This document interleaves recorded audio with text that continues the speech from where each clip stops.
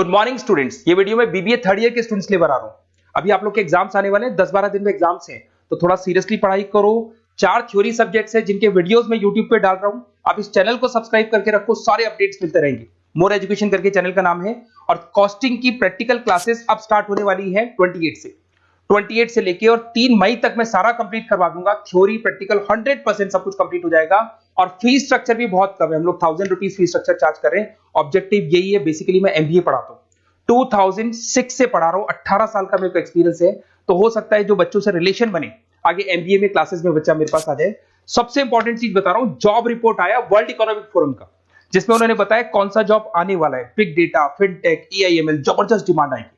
तो आप लोग जो एमबीए में स्पेशलाइजेशन चूज करें, ये वाला स्पेशलाइजेशन चूज करना, जहां पर डिमांड ज्यादा होगी। और फास्टेस्ट ग्रोइंग डिक्लाइनिंग जॉब दिखाई देगा आपको, post office clerk, bank teller, data entry, cashier, इनकी जॉब जाने वाली है। तो आप लोग थोड़ा सा ध्यान रखना। बाकी मेरी क्लासेस है ऑनलाइन ऑफलाइन रिकॉर्डेड, तीनों मोड पे चलती है। उसके अलावा मैं IIM Ahmedabad top 20 school of MBA, जहां मैं हर साल बच्चों को लेके जाता हूं, ये हर साल की फोटोज आपको दिखाई दे रही होंगी। उसके अलावा मैं मुंबई में पढ़ा रहा हूं, मैं जयपुर में पढ़ा रहा हूं, मैं अलग अलग कॉलेजेस में, आपके आर्या कॉलेज हो गया, अलग अलग कॉलेजेस में मैं पढ़ा रहा हूं। राइटर भी हूं, एमबीए का बुक्स में 2008 से लिखा हूं, 2010 में बुक लिखा, 2011 में बुक लिखा। ये सारे वीडियोस मेरे मिल जाएंगे आप लोग को। अब सुनो, सबसे इंपॉर्टेंट चीज, आपको कॉस्टिंग की क्लासेस तो मैं दूंगा ही दूंगा, साथ की साथ सबसे इंपॉर्टेंट बात मैं आप लोगों से कर रहा हूं कि अगर मान लो आप एमबीए का प्लान भी कर रहे हो कहीं से भी, तो मेरे से बात जरूर करना। क्योंकि बेसिकली मार्केट पे इतने काउंसलर्स घूम रहे हैं जो कमीशन एजेंट्स हैं, पैसा लेंगे, एडमिशन कराएंगे और फोन स्विच ऑफ हो जाएगा। यहां पे मैं 2 साल तक आपको पढ़ाऊंगा, और कौन सा कॉलेज बेस्ट है, 18-19 साल का एक्सपीरियंस है, इतने बच्चे पढ़ा चुका हूं मैं, एक एक कॉलेज को जानता हूं अंदर क्या कराएगा, कितने का प्लेसमेंट देगा। तो ये सारी चीजें आपको मिलेंगी, पूरा डिटेल मिलेगा। तो आप मेरे को व्हाट्सएप पे डिटेल जरूर भेजना अगर एमबीए का अगर प्लान कर रहे हो आप। और बाकी अगर आपको क्लासेस लेनी है कॉस्टिंग की, तो प्रॉपर क्लासेस आपको मिल जाएंगी। आप प्रॉपर क्लासेस लो, कोई डाउट हो तो मेरे को जरूर बोलना। Okay, best of luck for your examination. अच्छे से पढ़ो, और कोई डाउट आए तो मेरे को बोलना। चलिए शुरू करते हैं।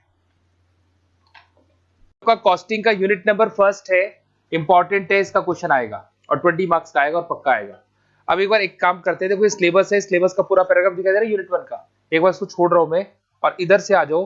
आप एक काम करो, यूनिट नंबर 1 देखो, 2023 में क्वेश्चन देखो। What do you mean by cost accounting? Explain the objective and advantage of cost accounting. 2022 में आया difference between financial accounting cost accounting, साथ में आ गया डिस्टिंग्विश बिटवीन एबनॉर्मल टाइम और नॉर्मल टाइम। चलो 2021 में क्वेश्चन आया कॉस्ट अकाउंटिंग फाइनेंशियल अकाउंटिंग का डिफरेंस, और साथ में कॉस्ट एनालिसिस आ गया। ठीक है, 2020 में आया explain the various cost using the decision making, explain there characteristics. Cost की बात कर रहे हैं। 19 में कहा दोनों थ्योरी है, एक ही तो है। इसमें ये छोटा क्वेश्चन आ गया, लेबर का थ्योरी आ गया और साथ में एक 10 नंबर का प्रैक्टिकल आ गया। समझो, ये सेकंड क्वेश्चन है ना। हाँ तो समझो, सेकंड क्वेश्चन में फंसा दिया ना। सेकंड क्वेश्चन में प्रैक्टिकल भी आ गया और साथ में क्या दे दिया, थ्योरी। इससे बढ़िया तो ये वाला क्वेश्चन ये प्योर ये करेंगे। इधर से आ जाओ, 2019 में what do you mean by cost accounting objective advantage, वही आ गया।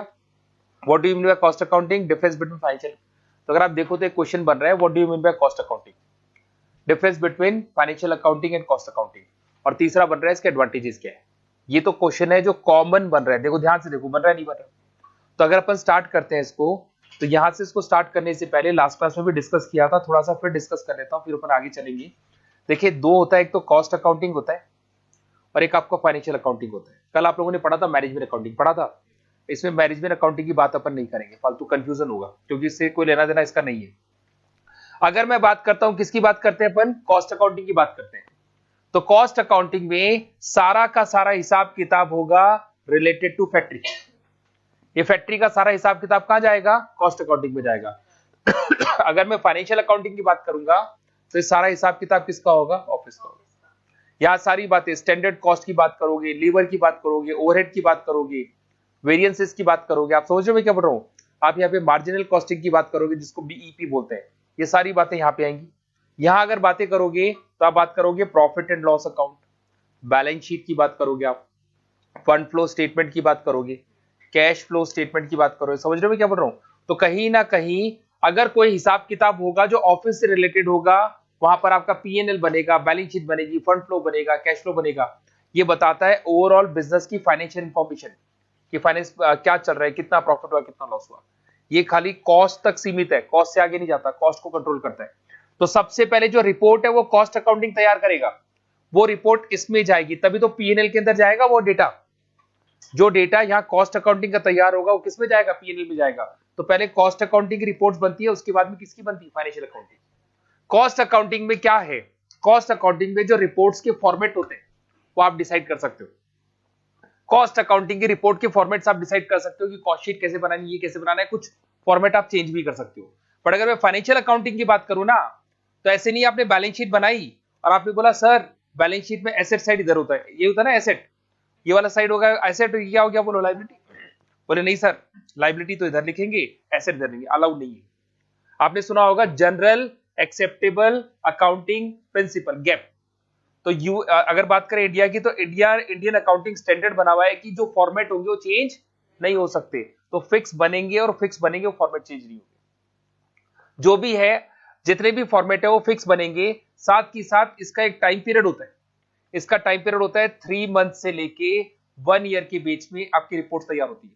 क्वार्टरली रिपोर्ट तैयार करते हो, पीएनएल बैलेंस शीट बनता है, और एनुअल तो आपको बनाना ही पड़ेगा। 31 मार्च आपका एंड होता है, आपको पता है ना, फाइनेंशियल ईयर, तो उससे पहले आपकी बैलेंस शीट तैयार होती है। यहां पर जो कॉस्ट अकाउंटिंग का हिसाब होता है वो डेली होगा, वीकली होगा, या मैक्सिमम मंथली होगा। यहाँ क्वार्टरली और ईयरली चलता है, यहाँ क्या चलता है, डेली, वीकली और मंथली चलता है। यहां पर अपना जो गोल है वो ये है कि एक स्टॉक की प्राइस डिसाइड करनी है। एक प्रोडक्ट आपने बनाया, उसमें कॉस्ट कितनी आ रही है, उस प्रोडक्ट की प्राइस क्या होगी, यहां तक ही सीमित है। और ये ओवरऑल बिजनेस की पूरी स्ट्रेटेजीज बनाता है, प्रॉफिट एंड लॉस देखता है, बैलेंस शीट देखता है। तो इसका जो विजन या है ओवरऑल, इसका लॉन्ग टर्म है, इसका विजन क्या रहता है, बोलो शॉर्ट टर्म। अब शुरू कर रहे हैं, 2 मिनट एक बार देख लो उसको, फिर आगे चलेंगे तो चीजें और समझ में आएंगी। आऊंगा मैं, कॉस्ट अकाउंटिंग क्या है ये भी पढ़ेंगे अपन, स्कोप पढ़ेंगे इसका, स्कोप के बाद में सारी चीजें पढ़ेंगे। बट अभी अपन क्या पढ़ने वाले हैं, बोलो difference between cost accounting and financial accounting, जो पक्का आएगा ही आएगा, दिख रहा है आपको, और ये फिक्स कॉमन क्वेश्चन आ रहे हैं। तो अगर मैं कॉस्ट अकाउंटिंग की बात करता हूँ, फाइनेंशियल अकाउंटिंग की बात करता हूँ, मैंने अभी बताया था आपको, कॉस्ट अकाउंटिंग के अंदर क्या है, बोलो इंटरनल कॉस्ट कैलकुलेट करते हैं, दिखाई दे रहा है, determine allocate the cost, internal cost. और टारगेट क्या होता है, बोलो कॉस्ट को क्या करना है, बोलो रिड्यूस करना है। मैं प्रोडक्ट बनाऊंगा, सारे रॉ मटेरियल को बढ़िया से बढ़िया रॉ मटेरियल डालूंगा, बट मैं कॉस्ट को क्या करने की कोशिश करूंगा, कम करने की कोशिश करूंगा। इधर आना पढ़ना, the financial accounting information external stakeholders. यहाँ पे भैया ये सारी जो इंफॉर्मेशन है किसके पास जाती है, बोलो इंटरनल मैनेजमेंट के पास जाती है।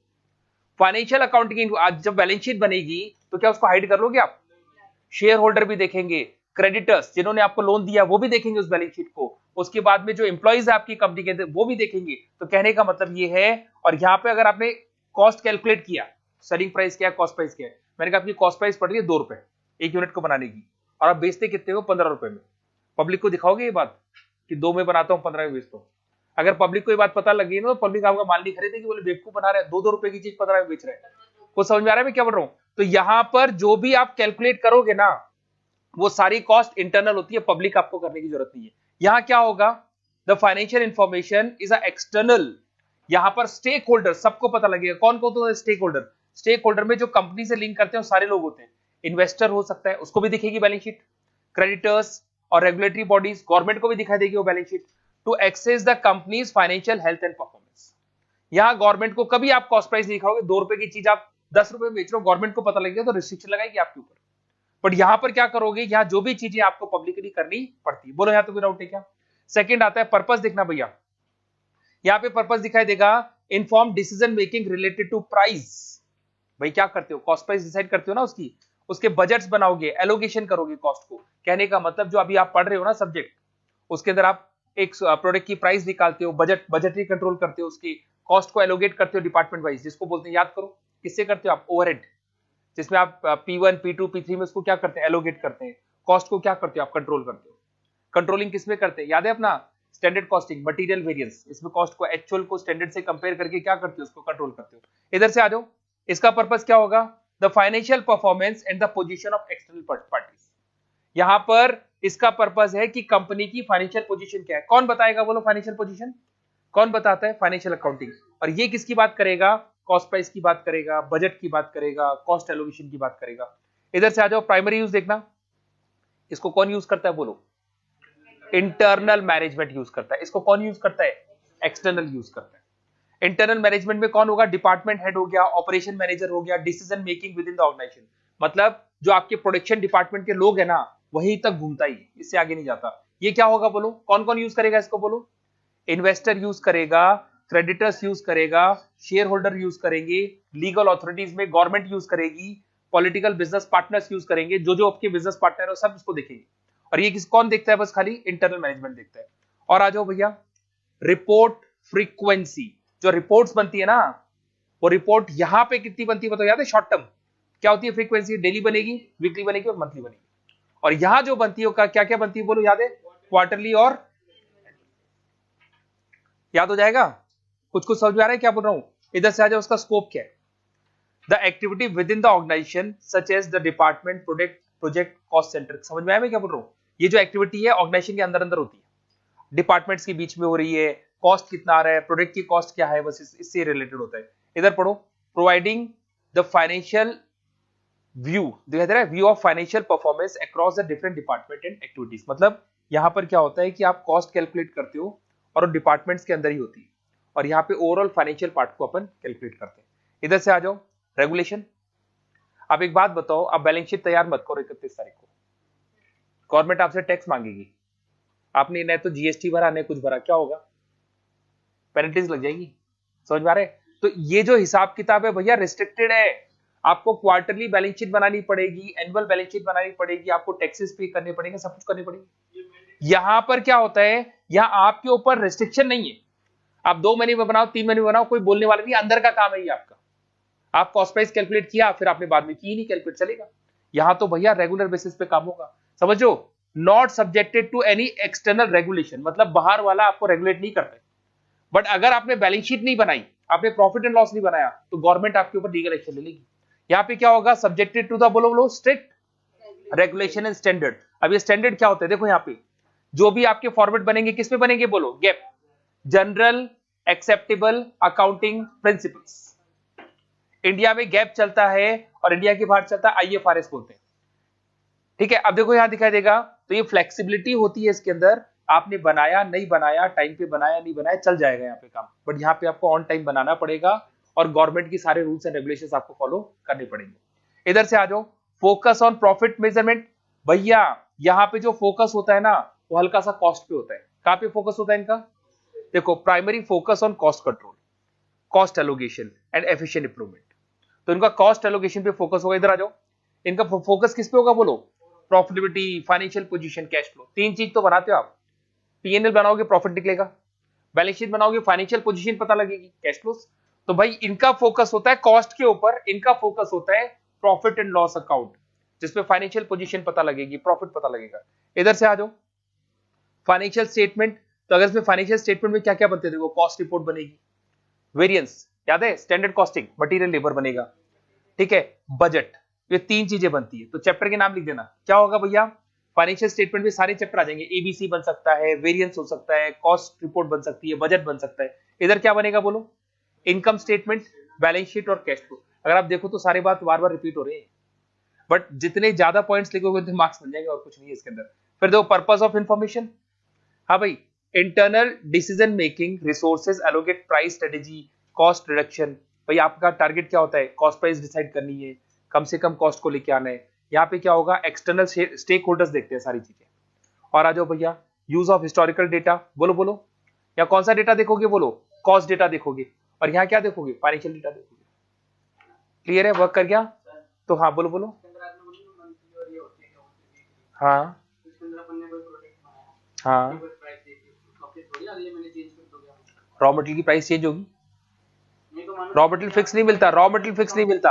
आज आप रॉ मटेरियल खरीद रहे हो, तो कल जब रॉ मटेरियल खरीदोगे उसकी प्राइस में चेंज आएगा, और जब प्राइस में चेंज आएगा तो कॉस्ट में चेंज आएगा।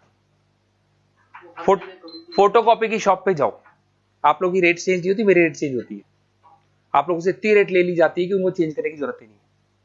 भैया आप लोगों से कॉस्ट क्या आती है? फोटोकॉपी के आपसे 1 रुपए पर पेज, 2 रुपए पर पेज देते हो, मेरी कॉस्ट है 25 पैसे पर पेज। आ रहे समझ में?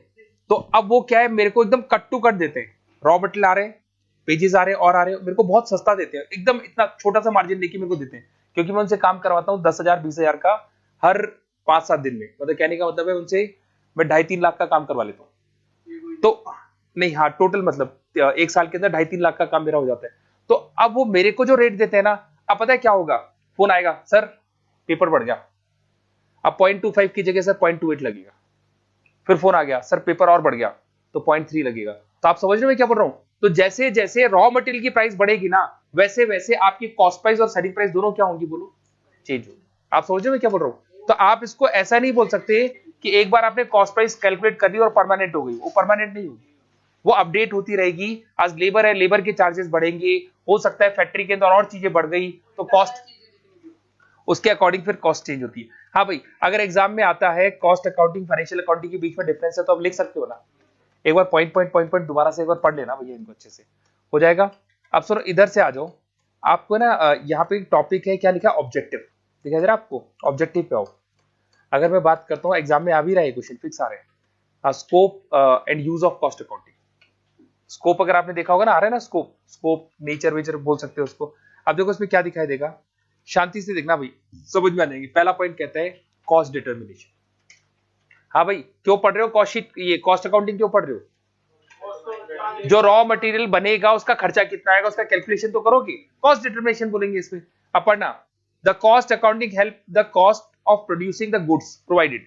अब क्या क्या होता है भैया, दो तरह की कॉस्ट होती है, ये आगे मिलने वाली है, बार बार मिलेगी। एक होती है डायरेक्ट कॉस्ट, एक कौन सी होती है? डायरेक्ट कॉस्ट वो होती है जो डायरेक्टली प्रोडक्ट पे लगती है, याद है आपको, डायरेक्ट मटेरियल, डायरेक्ट लेबर, पढ़ाया था मैंने, कॉस्ट शीट में पढ़ाया आपको। तो देखो यहां दिखाई देगा such as raw material, labour. And direct cost क्या होगी, जो ओवरऑल लगती है, रेंट, याद आया आपको, ओवरहेड एक्सपेंसेस। तो कहने का मतलब है डिटर्मिनेशन ऑफ, ये हो जाएगा कॉस्ट डिटर्मिनेशन। सेकंड पॉइंट है कॉस्ट कंट्रोल। जब आपने कॉस्ट को डिटरमाइन कर लिया तो अब आप ये रास्ते ढूंढोगे कैसे मैं उस कॉस्ट को क्या कर सकता हूं, मिनिमाइज कर सकता हूं, कम कर सकता हूं, तो उसको कॉस्ट कंट्रोल बोलेंगे। Cost control monitor the cost to ensure that they stay within the budgeted limit. जो मैंने लिमिट बना रखी है उसके अंदर अंदर कॉस्ट आनी चाहिए, कॉस्ट बढ़नी नहीं चाहिए। बोले यहां तक कोई डाउट है क्या? हाँ भाई, क्लियर हो गया। थर्ड पॉइंट आपको प्राइसिंग डिसीजन। अरे जब कॉस्ट प्राइस आपके पास आ गई कि भैया मेरा 5 रुपए का माल बन रहा है तो मैं 6-7 में बेच सकता हूं, तो सेलिंग प्राइस में डिसाइड कर लूंगा, तो उसको क्या बोलेंगे, बोलो, किससे, किसके बेस पे निकाल सकते हो, कॉस्ट। अगर आपने कॉस्ट अकाउंटिंग करा है तो आप पूरी कॉस्ट कैलकुलेट करके उसे सेलिंग प्राइस क्या कर सकते हो, बोलो, डिसाइड कर सकते हो। Cost accounting provide the foundation to the setting of the product selling price.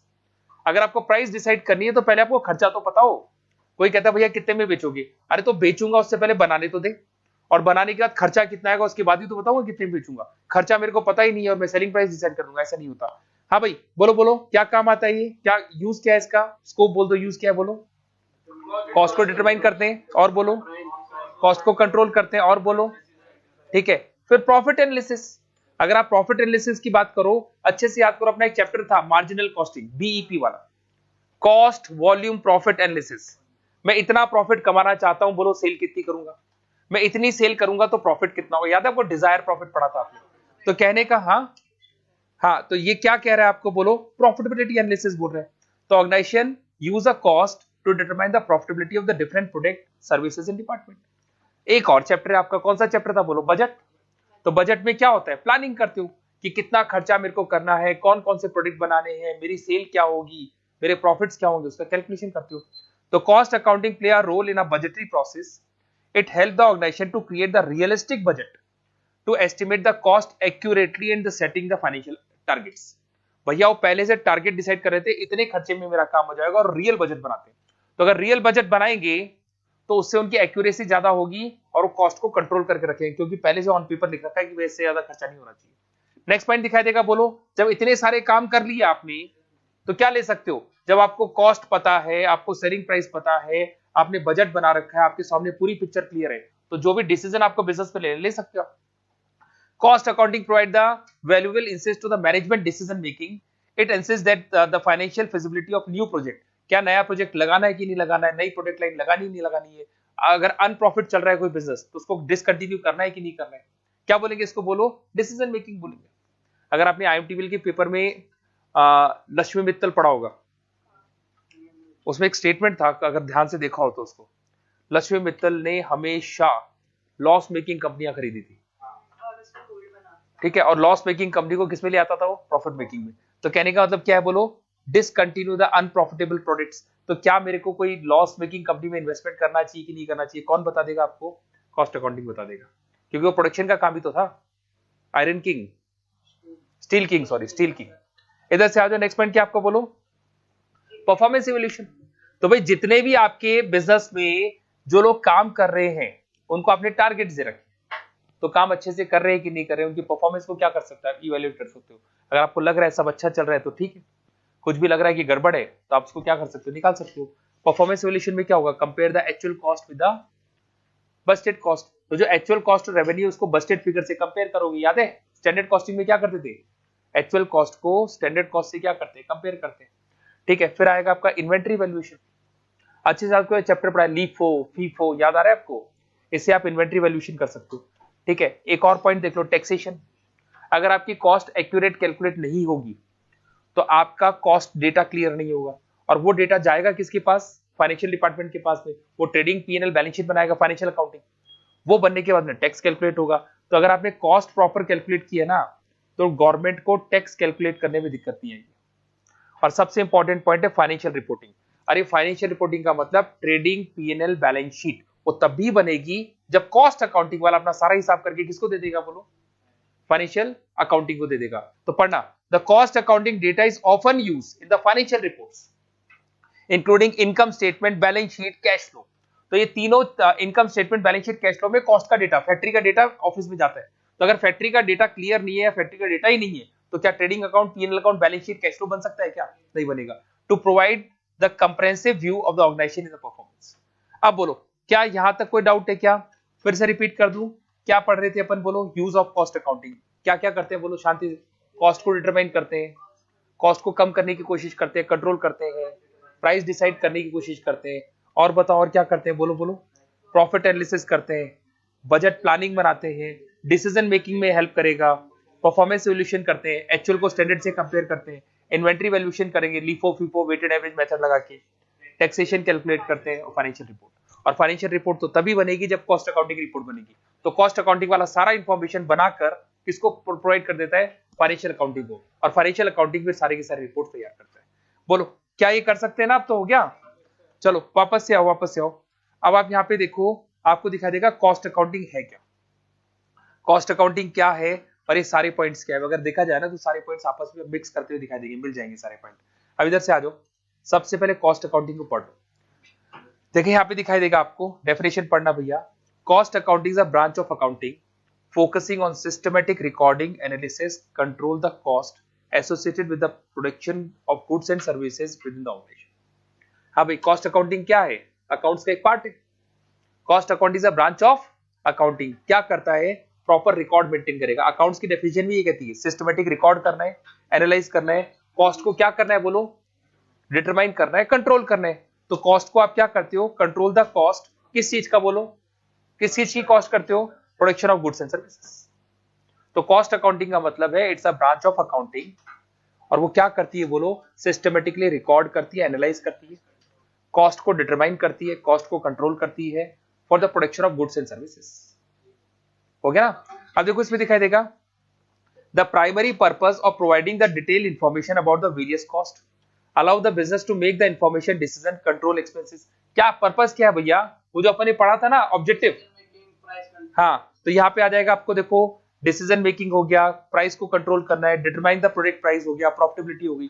तो सारे पॉइंट जो स्कोप वाले थे वो बजट डाल सकते हो, प्लानिंग डाल सकते हो। अब इधर से आ जाओ भाई, क्या करते हो, बोलो, कलेक्ट एंड रिकॉर्डिंग। यहाँ पे क्या करेंगे भैया, जो भी कॉस्ट है ना बिजनेस में, दो कॉस्ट होती है बिजनेस में, एक डायरेक्ट कॉस्ट होती है, एक इनडायरेक्ट कॉस्ट होती है। और डायरेक्ट कॉस्ट और इनडायरेक्ट कॉस्ट का पूरा रिकॉर्ड अपन मेंटेन करेंगे। दिखाई दे रहा है आपको, classification, the cost classified in the different categories. अब वेरियस टाइप्स कौन कौन से हो गए, फिक्स, वेरिएबल, डायरेक्ट, इनडायरेक्ट, ये सारी चीजें नीचे पढ़ाऊंगा आपको। फिर क्या है, बोलो, allocation, the cost are allocated to the specific project and activities. तो जो भी खर्चा है वो अलग अलग डिपार्टमेंट में क्या कर दोगे, आप डिवाइड कर दोगे। इसमें दो टेक्निक होती है डिवाइड करने की, एबीसी, और एक होता है आपका ओवरहेड। ओवरहेड और एबीसी क्या करता है, कॉस्ट को अलग अलग डिपार्टमेंट में ब्रेक करता है। फिर क्या करेंगे, एनालाइज। अरे एनालाइज कैसे करते हैं, स्टैंडर्ड कॉस्ट को एक्चुअल कॉस्ट से क्या करेंगे, कंपेयर करेंगे। फिर facilitating decision making, cost control, financial management. Financial, हाँ, पॉइंट्स वही आएंगे। फाइनेंशियल मैनेजमेंट का मतलब जब तक कॉस्ट अकाउंटिंग का पार्ट तैयार नहीं होगा तब तक फाइनेंशियल मैनेजमेंट नहीं हो सकता। कॉस्ट कंट्रोल पढ़ा था, डिसीजन मेकिंग पढ़ा था कि मेरे को ये काम करना है नहीं करना है, क्या मेरे को पैसा लगाना चाहिए नहीं लगाना चाहिए, सारी चीजें बताएगा। बोलो भाई बोलो, क्या कर लोगे? कॉस्ट अकाउंटिंग क्या है ये क्लियर हो गया, स्कोप आपका क्लियर हो गया होगा आप लोग को, ठीक है। अब एक बार सिलेबस को देखने से पहले इधर से आ जाओ भैया और वो एग्जाम पेपर्स को वापस से देखो। What do you mean by cost accounting? Explain briefly the objective, advantage और पढ़ने हम लोग, एडवांटेज आ रहे हैं बार बार। एक ही क्वेश्चन आ, डिस्टिंग्विश बिटवीन नॉर्मल एबनॉर्मल दिखाई दे रहा है आइडल टाइम। पहले इनको और देख लेते हैं, इधर से आ जाओ, एडवांटेज ऑफ कॉस्ट अकाउंटिंग। भाई कॉस्ट अकाउंटिंग के एडवांटेजेस क्या दिख रहा है आपको? Cost accounting is a tool help in understanding the information, here are the some advantages दिखाई दिए, ये देखो आपको यहाँ एडवांटेजेस दिखाई दे रहे। अब पढ़ना शुरू करना, देखो आपको यहाँ पे समझ में आ जाएगा, इधर पढ़ना।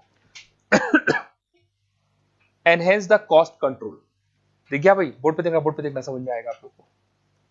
इसके एडवांटेज क्या होंगे सोचो ना, कॉस्ट अकाउंटिंग पढ़ रहे हो एडवांटेज क्या होंगे सोचो एक बार इस बात को। कॉस्ट अकाउंटिंग पढ़ रहे हो क्या एडवांटेजेस होंगे? हाँ, जो ऑब्जेक्टिव है वो 80% एडवांटेज बन जाएंगे। पहला एडवांटेज ये होगा कि भैया मैं कॉस्ट को कंट्रोल कर पाऊंगा। दूसरा एडवांटेज ये होगा कि मैं प्राइस की, सेलिंग प्राइस का डिसीजन ले सकता हूं। तीसरा एडवांटेज क्या होगा? भाई प्रॉफिटेबिलिटी बना सकता हूं बिजनेस की, मैं डिसीजन मेकिंग ले सकता हूं।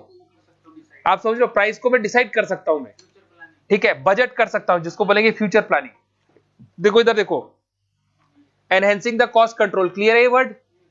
भाई कॉस्ट को क्या करेंगे भाई? अगर कॉस्ट शीट मैंने अगर प्रॉपर्ली कॉस्ट अकाउंटिंग पढ़ा है तो मैं कॉस्ट को क्या करने की कोशिश करूंगा? Control. Improve the decision making, क्योंकि मेरे पास पुराना रिकॉर्ड पड़ा है और नया मैंने बना लिया, उससे मेरे को डिसीजन लेने में हेल्प मिलेगी। प्राइसिंग स्ट्रेटजी, प्राइस डिसाइड करने में हेल्प मिलेगा नहीं मिलेगा मेरे को? ये मैंने अभी शेयर कर दिया, इसमें नहीं है, हाँ मैंने शेयर कर दिया आपको व्हाट्सएप पे। फिर क्या होगा बोलो? बजट प्रिपरेशन, क्लियर है ना भाई? आप फ्यूचर की फोरकास्टिंग, बजट बना सकते हो, प्लानिंग कर सकते हो। और देखो परफॉर्मेंस एवल्यूशन, स्टैंडर्ड को एक्चुअल से क्या करोगे बोलो? कंपेयर कर सकते हो। Financial analysis and report, report कैसे तैयार होगी बताओ? रिपोर्ट कैसे तैयार कर सकते हो बताना मेरे को एक बात? रिपोर्ट तभी तैयार होगी जब आपके कॉस्ट अकाउंटिंग के डेटा क्या होंगे? कंप्लीट होंगे। Cost reduction for the management, profitability analysis, अगर आप स्कोप के सारे पॉइंट्स को ध्यान से देखो ना तो उसको आप एडवांटेज में कन्वर्ट कर सकते हो, ठीक है। हाँ अब सुनो सुनो, एक टॉपिक और देखो, ये एग्जाम में आ रहा है, distinguish between normal and abnormal time. शांति से सुनना, अभी अपन एक चैप्टर किया है उसमें आ रहा था ना एबनॉर्मल टाइम, और एबनॉर्मल टाइम होने के चक्कर में आइडल टाइम बन जाता था, और आइडल टाइम बनने से फैक्ट्री में काम नहीं होता था। दो तरह के टाइम होते हैं, एक नॉर्मल होता है, एक एबनॉर्मल टाइम होता है। दोनों में क्या डिफरेंस है? मैंने कहा फैक्ट्री में 1 घंटे का ब्रेक होता है, तो होगा, तो उतनी देर मशीनें क्या रहेंगी? बंद रहेंगी। तो मेरे को पता है, मतलब मैं इसके लिए प्रिपेयर्ड हूं, तो वो सारे के सारे एबनॉर्मल नॉर्मल टाइम में जाएंगे, नॉर्मल आइडल टाइम में जाएंगे। और एबनॉर्मल आइडल टाइम क्या होगा बोलो? मतलब जो मैंने नहीं सोचा था, अगर ऐसा कुछ हो गया तो उसको बोलेंगे abnormal ideal time. Normal ideal time मतलब मैं उसके लिए प्रिपेयर हूं कि ऐसा होगा। एबनॉर्मल आइडियल टाइम जिसके लिए मैं प्रिपेयर नहीं हूं। इधर से आ जाओ भैया, normal ideal time is a down time. Down time का मतलब है आपकी फैक्ट्री बंद हो गई, मशीनें बंद हो गई, that is expected in any production process. वो एक्सपेक्ट कर रहा हूं मैं ऐसा होगा। कब कब होता है देखो, कॉजेज क्या है? Regular maintenance and machine setup, जब नई मशीनें लग रही है, जब मेंटेनेंस होगा तो एक बार मशीनों को बंद करना पड़ेगा। Employ breaks such as lunch, schedule for rest period. अब भाई आपने लंच का 1 घंटे का लंच देगा, आधे घंटे का लंच देगा, तो बंद होगी मशीनें, तो होगी, एक्सेप्टेबल है। सीजनल डाउन टाइम, अभी सीजनल डाउन टाइम मतलब कि आपका जो बिजनेस है, मेरे को कूलर मैन्युफैक्चरिंग का बिजनेस है, आपका सीजन वाला बिजनेस है। अब जब गर्मियां आती है तब तो आपका बिजनेस बहुत ज्यादा चलता है, तब तो आपकी फैक्ट्री में सारी मशीनें वगैरह बराबर चलती है। और जब आपकी सर्दियां आती है तो आपका बिजनेस क्या हो जाता है? डाउन। मतलब 3-4 महीने आप शट डाउन ही कर देते हो, कोई जरूरत ही नहीं उसकी। देखना, seasonal downtime where the industry slow down the specific time for the year, कुछ पर्टिकुलर टाइम के लिए एक साल में वो कंपनी क्या करती है? अपने बिजनेस को बंदी कर देती है। इधर से आ जाओ, मैनेजमेंट पर्सपेक्टिव क्या होगा? It's aspect to a part of normal flow of operation, clear है? एक्सेप्ट करते हैं अपन कि नॉर्मल बिजनेस का पार्ट है, ऐसा होगा, उसके लिए अपन पहले से तैयार है। Efforts are made to minimise it, इसमें भी आप दिमाग लगाओगे, भाई लेबर को 1 घंटे का तो ज्यादा ही दे रहे हैं, लंच आधे घंटे का कर देते हैं, तो उसमें दिमाग लगाओगे कि इसको क्या करें अपन, बोलो कम करें। But recognise that this aspect is in operation cycle, मतलब ऑपरेशन साइकिल में ये रहेगा, तो ऐसा तो करना ही पड़ेगा आपको। इधर से आ जाओ, एबनॉर्मल का मतलब क्या? What is abnormal idle time? मतलब ये मैंने एक्सपेक्ट ही नहीं किया कि ऐसा हो सकता है और वो हो जाए, ठीक है। इधर देखो, abnormal idle time is a downtime that is not expected in the normal course of operation often arises unforeseen circumstances, बिना सोचे हुए काम हो जाए ना तो उसको एबनॉर्मल बोलते हैं। इधर से पढ़ना, इक्विपमेंट ब्रेकडाउन अनएक्सपेक्टेड, मशीन खराब हो गई, पता नहीं लगा क्यों हो गई। Supply chain disturb, raw material जो है ना डिले हो गया। भाई आपके जो हिसाब से रॉ मटेरियल इस तारीख को आ जाना चाहिए और हर बार आ जाता है, बट किसी रीजन से डिले हो गया, रॉ मटेरियल आया नहीं, लेबर खाली बैठ गई। इधर से आ जाओ, पावर फेलियर अनफोर्सिन डिस्टर्बेंस, आपको लाइट जाने की गारंटी नहीं, लाइट चली गई जबरदस्ती, कभी जाती नहीं है फिर भी चली गई, तो वो क्या बोलेंगे इसको, अनफोर्सिन।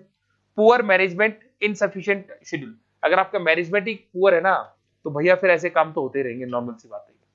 ठीक है, मैनेजमेंट पर्सपेक्टिव देखना क्या है, since as a problem it is inefficient and need to be address, एक तरीके से प्रॉब्लम है भैया, इनएफिशिएंसी आपकी, तो इसको क्या करना चाहिए, गलती को सुधारो, कहां गलतियां हो रही है, ऐसे क्यों हो रहा है सब। Lead to investigate the action to mitigate and reduce such occurrence in the future, मतलब अगर ऐसी कोई प्रॉब्लम आती है तो उसके लिए पहले से तैयार रहो। मशीन खराब हो रही है तो उसका मेंटेनेंस कराओ, अब मेंटेनेंस नहीं कर रहे हो इसलिए मशीन खराब हो रही है। लाइट जा रही है तो उसका जनरेटर का ऑप्शन लाओ, कहने का मतलब ये कि ऐसी चीजें जो अनएक्सपेक्टेड है उसके लिए पहले से तैयार रहो, उसके लिए आप बैकअप लेके चलो। बोलो यहां तक कोई डाउट है क्या?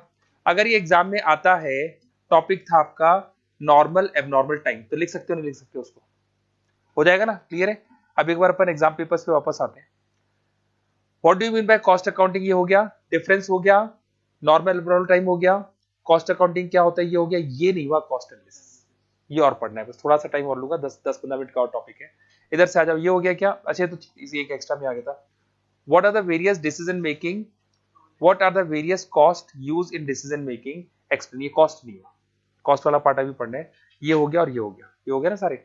अब आ जाओ फटाफट आ जाओ, अभी तक जो पढ़ रहे थे वो अपन पढ़ रहे थे, क्या पढ़ रहे थे, मैनेजमेंट अकाउंटिंग, कॉस्ट अकाउंटिंग पढ़ रहे थे, बट कॉस्ट अकाउंटिंग में अब अपन पढ़ेंगे कॉस्ट सेंटर्स। क्या पढ़ेंगे इसके अंदर बोलो, कॉस्ट सेंटर्स पढ़ेंगे।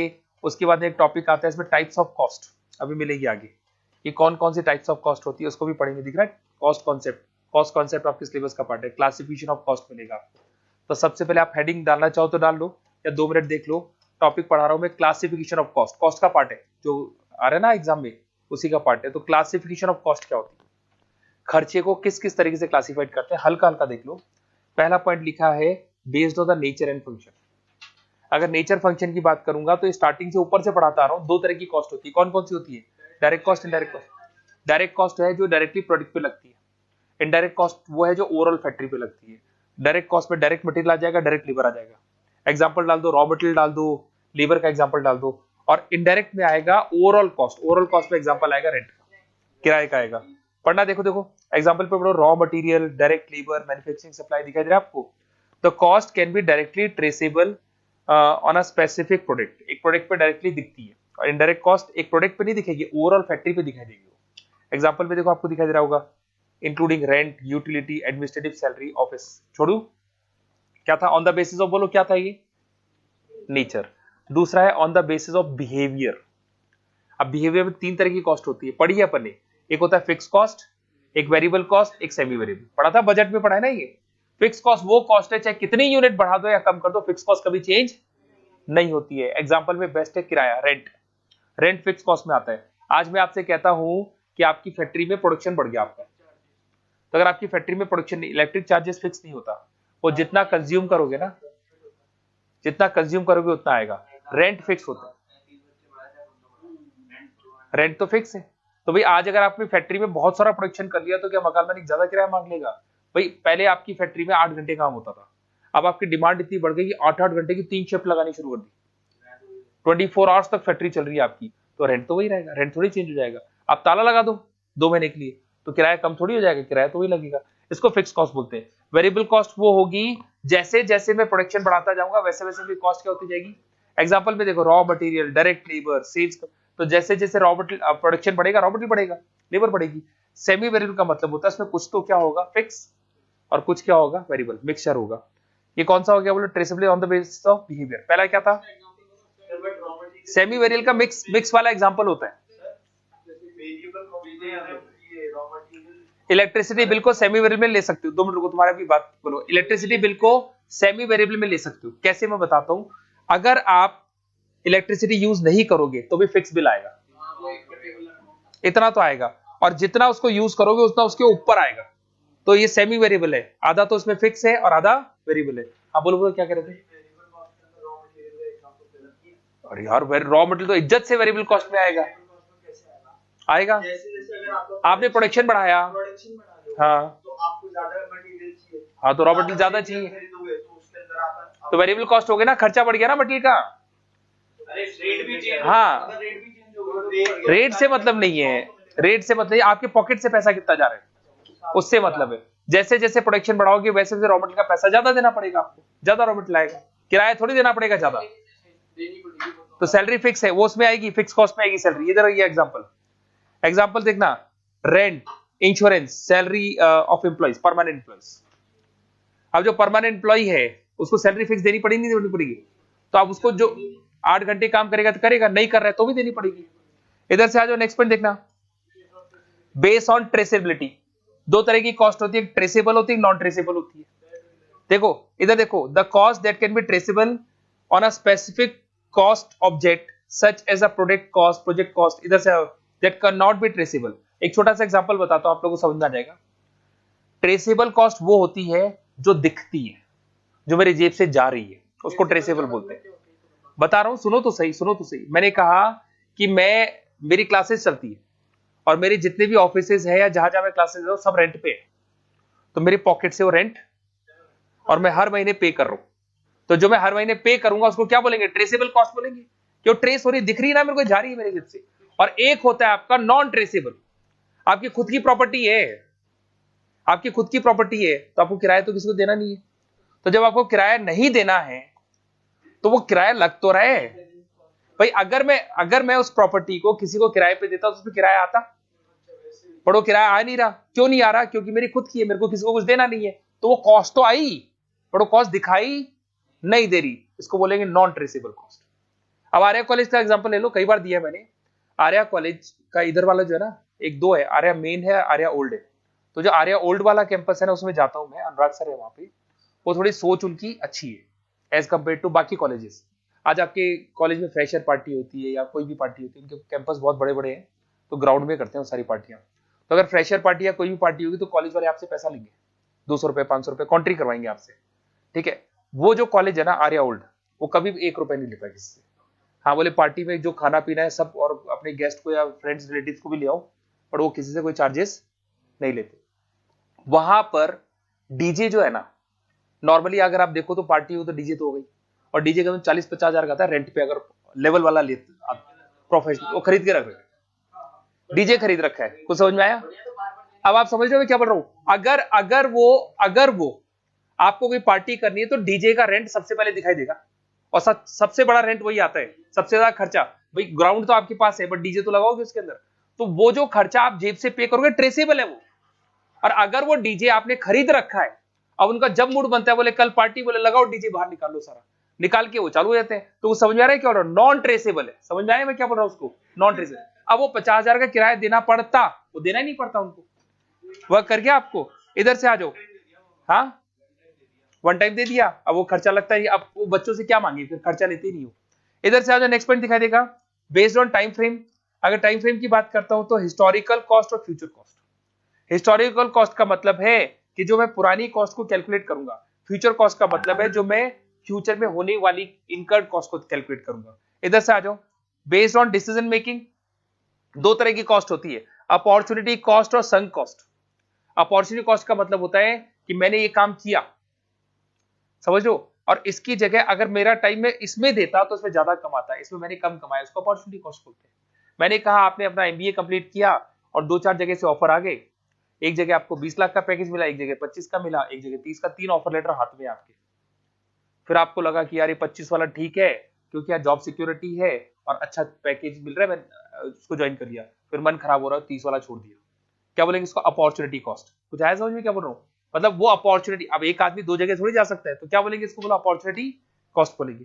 संक कॉस्ट का मतलब होता है आपने ऐसी जगह पे पैसा डाल दिया जो बिजनेस डूब रहा था, उसको क्या बोलेंगे अपन? संक कॉस्ट बोलेंगे। The cost that already been incurred and can not be recover, जो रिकवरी नहीं हो सकती, वो पैसा क्या होगा आपका? डूब जाएगा, उसको संक कॉस्ट बोलेंगे।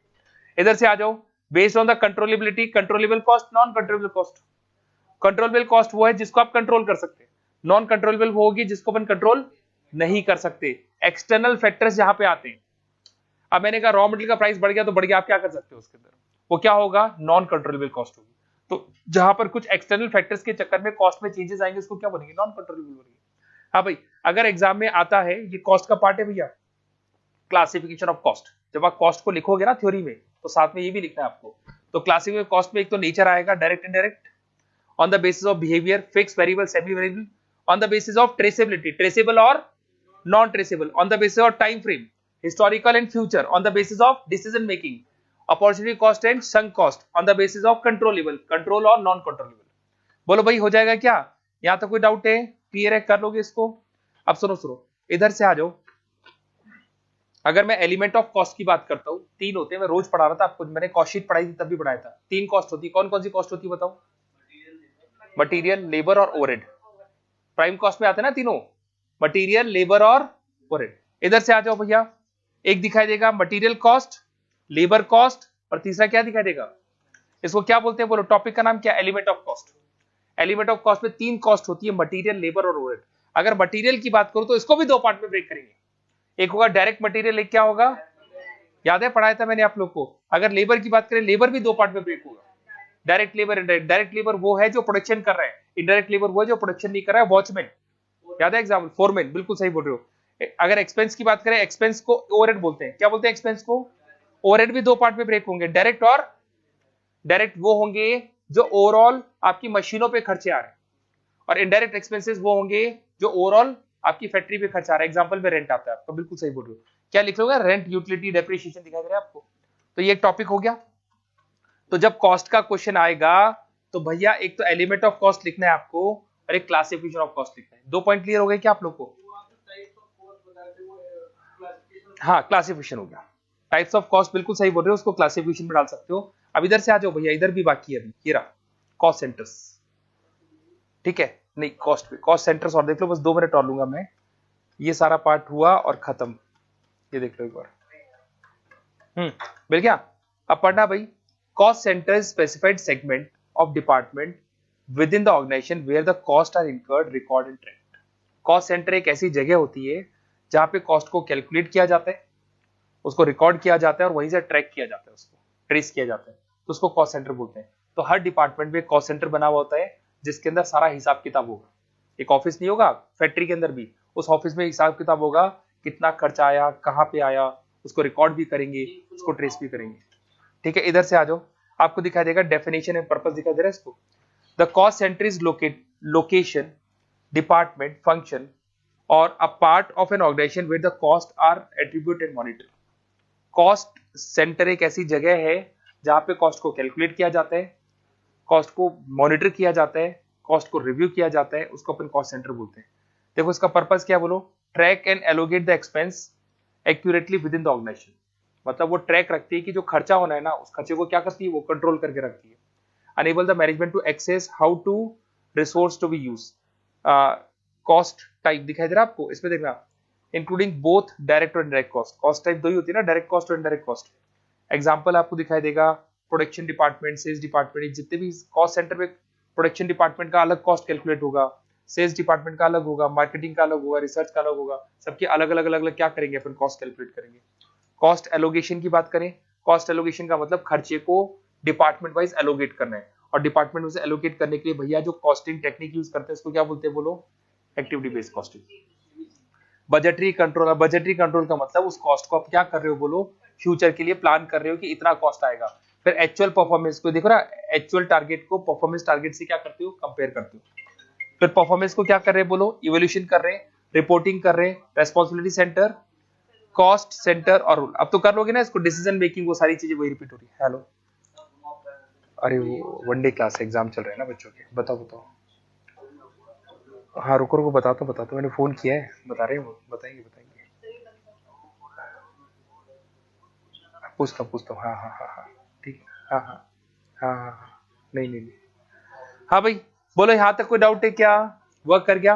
तो मेरी तरफ से आप लोग की यूनिट नंबर 1 होगी। तो यूनिट नंबर 1 में इतना पढ़ लोगे तो आप जो ऊपर 20 नंबर वाला क्वेश्चन है उसको अटेम्प्ट करके आ सकते हो। हाँ बजट वाला ना, फिक्स एंड फ्लेक्सिबल बजट, वो इजी है, कराऊंगा अभी, अभी लास्ट में कराऊंगा उसको भी। ठीक है, हाँ भाई हो गया क्या, यहाँ तक कोई डाउट है क्या, वर्क कर गया? अब सुनो,